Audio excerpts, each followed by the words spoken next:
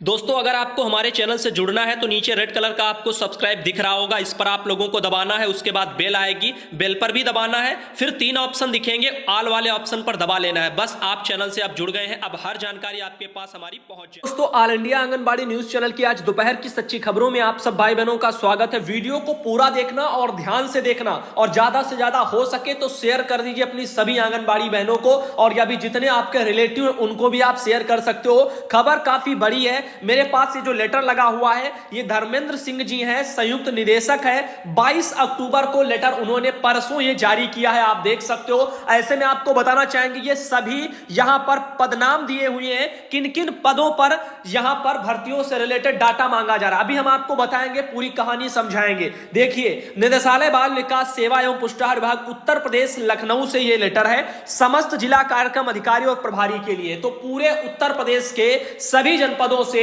यह जानकारी मांगी जा रही है, और अभी लेटर निकला है। तो कहने का मतलब कुछ दिन में आप लोगों के वहां जिलों में भी लेटर भेजे जाएंगे, और पता किया जाएगा कि कितने कितने आंगनबाड़ी या कौन कौन से आपके बाल विकास विभाग में पद खाली पड़े हैं, कौन कौन से पद भरे हैं, पूरे जो पद कितने हैं उनके सापेक्ष खाली वाले और भरे वाले सब पदों का डाटा लिया जा रहा है। ये क्यों?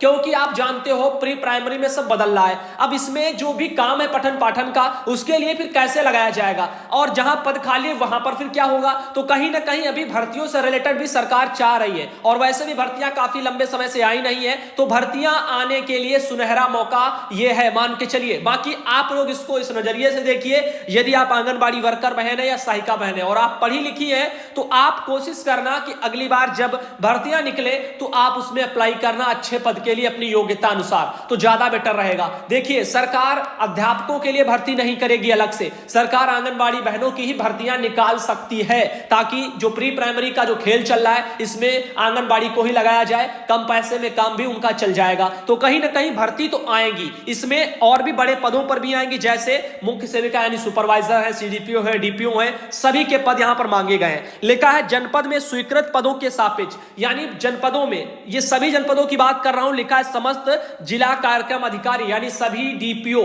सभी जिलों के 75 जनपदों की बात कर रहा हूं उत्तर प्रदेश में। तो सभी जनपदों में जितने भी स्वीकृत पद हैं, यानी जितने आंगनबाड़ी केंद्र के सापेक्ष जितने स्वीकृत पद हैं टोटल, उसमें तैनात कितने हैं, यानी कितने केंद्रों पर आंगनबाड़ी बहनें तैनात हैं, और कितने पद ऐसे हैं जो रिक्त हैं, उनका पूरा विवरण चाहिए। विवरण इसीलिए चाहिए क्योंकि फिर आगे प्री प्राइमरी कैसे हो पाएगा, ये जो भी सब सिस्टम होने जा रहा है, इसमें फिर यदि संख्या ही नहीं होगी तो फिर कैसे सरकार लगाएगी। जहां खाली रह जाएगा तो सरकार को अलग से टीचर की भर्ती लानी पड़ेगी। तो सरकार वो भर्ती तो नहीं लाएगी, जाहिर सी बात है, आप सब जानते हो, क्योंकि आप देखते हो कितना सब जो है सब चलता ही रहता है। शिक्षक भर्ती में बड़ी मोटी रकम देनी पड़ती है, तो यहां पर आंगनबाड़ी की भर्तियां जल्द आपको देखने को मिलेंगी। ये यहां पर बात 100% सत्य है। यहां पर आपको बता दें, लिखा है उपयुक्त विषय का संदर्भ ग्रहण करें जिसमें जनपद में स्वीकृत पदों के सापेक्ष तैनात एवं रिक्त पदों का विवरण उपलब्ध कराया जाना है, जिसका प्रारूप भी आपकी स्क्रीन पर है। जैसे कार्मिकों का पदनाम,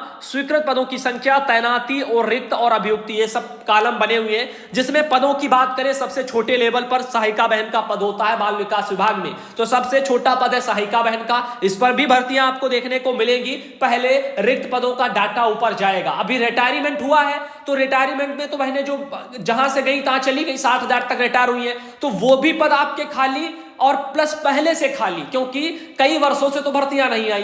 तो उन सब पदों पर आखिर कैसे क्या होगा, वहां के जो केंद्र होंगे वो प्री प्राइमरी में कैसे बदल पाएंगे। तो क्या सरकार, तुम सोच रहे हो 60-60 हजार अध्यापकों की भर्ती कर देगी? बिल्कुल नहीं करेगी, आंगनबाड़ी बहनें ही लगाई जाएंगी। भले ही सरकार अलग से भर्ती करे, जो रिटायर है वो तो हो गई, बाकी के लिए अलग से भर्ती लाए। अब देखिए इसमें क्या है, ऐसे में मिनी आंगनबाड़ी कार्यकर्ती के पदों का भी डाटा मांगा जा रहा है, आंगनबाड़ी कार्यकर्ती के पदों का भी डाटा मांगा जा रहा है। चतुर्थ श्रेणी के जो भी कर्मचारी लगते हैं बाल विकास में, उनका, जीप चालक, कनिष्ठ सहायक, वरिष्ठ सहायक, प्रधान सहायक, मुख्य सेविका यानी सुपरवाइजर, तो ये भी आपके लिए काफी चर्चित, आपका जो जानते हो भाई, सुपरवाइजर, मुख्य सेविका, सबसे ज्यादा धौंस तो यही की चलती है आंगनबाड़ी के ऊपर। तो एक अच्छा पद है, आप चाहो यदि आप योग्य हो और आगे भर्ती आए आने वाले समय में, तो शायद आप लोगों को एक सुनहरा मौका मिलेगा फॉर्म अप्लाई करने के लिए। तो उम्मीद बनाए रखिए और हम तो कोशिश यही कर रहे हैं कि भर्ती निकाली जाए। क्यों? क्योंकि हमारी बहनें जिनको प्रमोशन नहीं जिनको मिल पाया 2017 से अब तक लपेट में पड़ा हुआ है, तो कम से कम सीधी भर्ती अगर आएंगी तो उसमें ही आप अपना मौका आजमा लेना।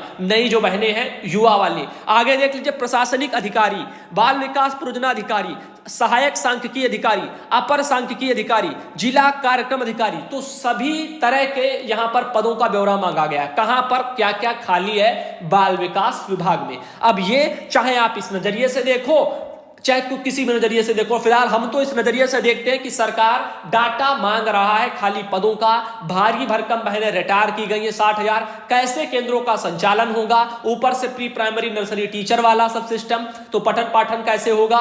और ऊपर से सरकार भर्ती अध्यापकों की सीधी तो निकालेगी नहीं क्योंकि पैसा ज्यादा खर्च करना पड़ेगा। तो कुल मिलाकर के ये जो लेटर अभी हाल में जारी हुआ है, इससे साफ जाहिर यही होता है कि सरकार भर्तियों की तरफ अब बढ़ेगी, बाल विकास विभाग में भर्तियों की तरफ बढ़ेगी। रीजन यही है कि यहां पर सबसे सस्ता सरकार को मिल रहा है जो वो है आंगनबाड़ी बहन काम कराने के लिए। इसीलिए यहां पर देखिए आपको निर्देशित किया जाता है कि सर्वोच्च प्राथमिकता के आधार पर उपरोक्त प्रारूप पर सूचना आज ही विभाग की मेल आईडी, ये सब लिखा हुआ है, इस पर भेजें। ये सब लिखा है। धर्मेंद्र सिंह जी हैं, 22/10/2020 को लेटर उन्होंने अभी जारी किया है परसों समस्त जिला कार्यक्रम अधिकारियों को। पत्रांक संख्या 1851 है, आप देख पा रहे होंगे। हम समझाना कुल मिलाकर यही चाहते हैं कि सब्र बनाए रखिए, धैर्य बनाए रखिए। मतलब यहां पर जो भी पद आ रहे हैं, अभी तो रिक्त पदों का डाटा, अभी आप जानते हो लापरवाहियां जिलों में बहुत होती हैं, लेकिन हम चाहते हैं ना हो तो अच्छा रहेगा, जल्द से जल्द काम हो, शायद कुछ अच्छा ही हो जाए। तो ये सब चीजें हैं, आगे देखने को आपको बहुत जल्द मिलेगा भर्तियां। तो भर्तियों को लेकर काफी लोग परेशान रहते हैं, बहुत लंबे समय से हमसे जुड़े हुए चैनल से कहते हैं कि भाई यूपी में कब भर्ती आएंगी।